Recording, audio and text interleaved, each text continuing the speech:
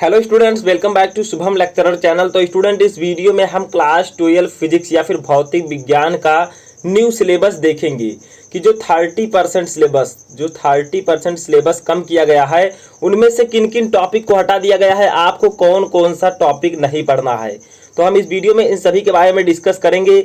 इस वीडियो को आप लास्ट तक देखते रहें ताकि आपको पता चल जाए कि आपको क्या क्या फिजिक्स में नहीं पढ़ना है, किन किन चीज़ों को कम किया गया है। ठीक है, तो चलिए वीडियो को स्टार्ट करते हैं। तो देखिए क्या है, सबसे पहले आपका आता है इकाई फर्स्ट, जिसका नाम है स्थिर विद्युत की। तो स्थिर विद्युत की में क्या क्या कम किया गया है इसको पहले समझ लेते हैं। तो इसमें जो है आपका एक समान आवेशित पतले गोलीय खोल के भीतर तथा बाहर विद्युत क्षेत्र की तीव्रता ज्ञात करना, ये गॉस के नियम का एक अनुप्रयोग था, जिसको इस जो है चैप्टर से फाइनली रिमूव कर दिया गया है। यानी कि ये आपको ये टॉपिक नहीं पढ़ना है। किस चैप्टर से? इकाई 1 यानी कि स्थिर विद्युत की से। ठीक है, इस डेरिवेशन को आपको नहीं पढ़ना है। आगे देखिए आपका क्या आता है, इस चैप्टर में केवल एक ही टॉपिक को रिमूव किया गया है, जो कि मैंने आपको बताया। दूसरा देखिए आपका क्या आता है, दूसरा इकाई है आपका धारा विद्युत या फिर विद्युत धारा। ठीक है, विद्युत धारा में देखिए क्या क्या कम किया गया है। इसमें आपका कार्बन प्रतिरोधकों के लिए वर्ण कोड, ठीक है, जो वर्ण कोड होते थे उनको कम किया गया है। प्रतिरोधकों का श्रेणी तथा पार्श्व क्रम संयोजन, इन दोनों टॉपिक को इस चैप्टर से रिमूव कर दिया गया है, यानी कि आपको इसे नहीं पढ़ना है। ठीक है, तो इन दोनों को आप लोग याद रखिएगा, जो वर्ड कोड आपका है और एक जो प्रतिरोधकों का श्रेणी और समांतर या फिर पार्श्व क्रम संयोजन है, इन दोनों टॉपिक को हटा दिया गया है। आगे देखिए आपका क्या आता है, इकाई थर्ड। इकाई थर्ड में आपका क्या है, विद्युत धारा का चुंबकीय प्रभाव तथा चुंबकत्व। इस चैप्टर से जो है मोस्ट यानी कि सबसे ज़्यादा टॉपिक को कम किया गया है। तो देखिए क्या क्या इस चैप्टर से कम किया गया है। तो देखिए चुंबकीय द्विध्रुव के कारण इसके अक्ष अनुदिश तथा अक्ष के अभिलंब और चुंबकीय क्षेत्र की तीव्रता, इस टॉपिक को हटा दिया गया है। उसके बाद में देखिए हमारा क्या हटाया गया है, एक समान चुंबकीय क्षेत्र में चुंबकीय द्विध्रुव पर बल आघूर्ण, चुंबकीय अवयव, अनुचुंबकीय, प्रतिचुंबकीय, लौह चुंबकीय पदार्थ का उदाहरण सहित इसको हटा दिया गया है। यानी कि अब आपको अनुचुंबकीय, प्रतिचुंबकीय तथा लौह चुंबकीय पदार्थ को उदाहरण के साथ नहीं पढ़ना है। ठीक है, इनको रिमूव कर दिया गया है इस चैप्टर से।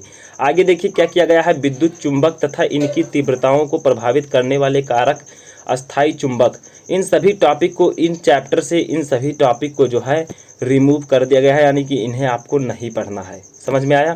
तो इतने टॉपिक को आपको नहीं पढ़ना। इसमें विद्युत चुंबक और इसकी तीव्रता को प्रभावित करने वाले कारक भी हैं और अस्थायी चुंबक, ये सभी इंक्लूड हैं। ठीक है, आगे देखिए हमारा आता है इकाई 4। इकाई 4 का नाम है वैद्युत चुंबकीय प्रेरण अथवा प्रत्यावर्ती धाराएं। ये जो चैप्टर है, 2 चैप्टर हैं इसमें, मैं इकाई बता रहा हूँ, इकाई में कई चैप्टर हैं। तो देखिए इसमें 2 चैप्टर हैं, वैद्युत चुंबकीय प्रेरण, कितने चैप्टर, वैद्युत चुंबकीय प्रेरण और प्रत्यावर्ती धारा, 2 अलग अलग चैप्टर हैं। इनमें देखिए क्या कम किया गया है। तो इनमें सिर्फ 2 टॉपिक को कम किया गया है, एक है शक्ति गुणांक, एक है वाटहीन धारा। इन दोनों टॉपिक को हटा दिया गया है, यानी कि इन्हें आपको नहीं पढ़ना है। ठीक है, तो ये इकाई 4 से हटाया गया जो टॉपिक है उसका ये टॉपिक है। ठीक है, आगे देखिए कि हमारा इकाई 5 आता है। इकाई 5 हमारा है वैद्युत चुंबकीय तरंगे। देखिए वैद्युत चुंबकीय तरंगे, इसमें भी एक ही टॉपिक को रिमूव किया गया है, वो है विस्थापन धारा की आवश्यकता। इस टॉपिक को आपको नहीं पढ़ना है। ठीक है, ये तो था आपका खंड का। अब हम देखेंगे खंड खा में हमें क्या क्या नहीं पढ़ना है, यानी कि जो सेकंड फिजिक्स है जिसमें प्रकाशिकी ये सब आते हैं, उसमें हमें क्या क्या नहीं पढ़ना है। तो देखिए इसमें सबसे पहला जो इकाई आता है वो है प्रकाशिकी, जिसमें आपका तरंग प्रकाशिकी और किरण प्रकाशिकी दोनों आ जाता है। तो देखिए प्रकाशिकी में आपको क्या क्या नहीं पढ़ना है, गोलीय दर्पण, दर्पण सूत्र, प्रकाश का परावर्तन, प्रकाश का परिकिरण, आकाश का नीला वर्ण, सूर्योदय एवं सूर्यास्त के समय आकाश में सूर्य का रक्ताम दृष्टिगोचर होना और सूक्ष्मदर्शी तथा दूरदर्शकों में विभेदन क्षमता। इतने टॉपिक को आपको अब नहीं पढ़ना है। ठीक है, समझ में आया? गोलीय दर्पण, दर्पण सूत्र, प्रकाश का परावर्तन, प्रकाश का परिकिरण, आकाश का नीलवर्ण, सूर्योदय जो था कि सूर्योदय सूर्यास्त होने के समय नीला ये लाल क्यों दिखाई देता है, तो ये सब जो टॉपिक थे इनको आपको नहीं पढ़ना है। और सूक्ष्मदर्शी तथा दूरदर्शकों की विभेदन क्षमता को भी नहीं पढ़ना है। ठीक है, और देखिए इसमें और भी टॉपिक है तरंग प्रकाशिकी की, जैसे आपको नहीं पढ़ना है ध्रुवण, समतल ध्रुवित प्रकाश, ब्रूस्टर का नियम, समतल ध्रुवित प्रकाश तथा पोलराइडों का उपयोग। इन टॉपिक को भी इस चैप्टर से, इस इकाई से रिमूव कर दिया गया है, यानी कि इतने टॉपिक को, कितने देखिए इतने टॉपिक को आपको इस चैप्टर में नहीं पढ़ना है, ठीक है, जिसमें आपका ध्रुवण, समतल ध्रुवीय प्रकाश, ब्रूस्टर का नियम, ये सभी शामिल हैं। आगे देखिए इसमें इकाई 2 जो है सेकंड फिजिक्स में, वो है द्रव्य तथा विकिरणों की द्वैत प्रकृति। इसमें देखिए आपको क्या क्या नहीं पढ़ना है। तो इसमें आपको डेविसन तथा जर्मर का प्रयोग, ठीक है, इसको आपको नहीं पढ़ना है। इस इकाई में केवल इसी को हटाया गया है, ठीक है, प्रायोगिक विवरण। आगे देखिए इकाई 3 आपका आता है इसमें सेकंड फिजिक्स में, जो कि है परमाणु तथा नाभिक।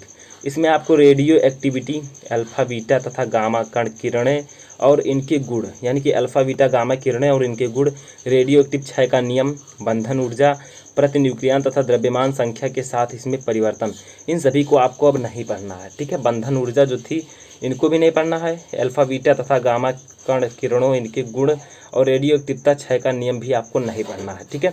अब आपका इसमें लास्ट आता है इकाई 4, ये लास्ट इकाई है। इसमें देखिए आपका जो अर्धचालक वाला चैप्टर है, इलेक्ट्रॉनिक युक्तियाँ, ये चैप्टर का नाम है, ठीक है। इसमें आपको 2-3 टॉपिक हटा दिए गए हैं। देखिए क्या क्या है, एक है जेनर डायोड और दूसरा है वोल्टता नियंत्रण के रूप में जेनर डायोड, ठीक है। इतने टॉपिक को इसमें से रिमूव कर दिया गया है, ठीक है। तो समझ में आया, ये था आपका 2021 का नया वाला सिलेबस, जिसमें से क्या किया गया है 30% सिलेबस को कम कर दिया गया है और बाकी जो बचा सिलेबस है उसको आपको अच्छे से पढ़ना है, रीड करना है, ठीक है। तो समझ में आया, ये था आपका पूरा टॉपिक। इस पूरे का मैं PDF दे दूंगा, जिसमें आपको सभी विषयों का मिल जाएगा, ठीक है, केवल भौतिक विज्ञान का ही नहीं बल्कि सभी विषयों का मिल जाएगा। ये भौतिक विज्ञान जो आपका पूर्णांक 50-100 का होता है। तो इस वीडियो में फ़िलहाल इतना ही। सभी जो मैंने अन्य सब्जेक्ट जो हैं उनका भी मैंने सिलेबस पहले ही बना दिया है, तो उसको भी जाकर आप लोग डिस्क्रिप्शन में लिंक मिल जाएगा, जाकर देख लीजिएगा।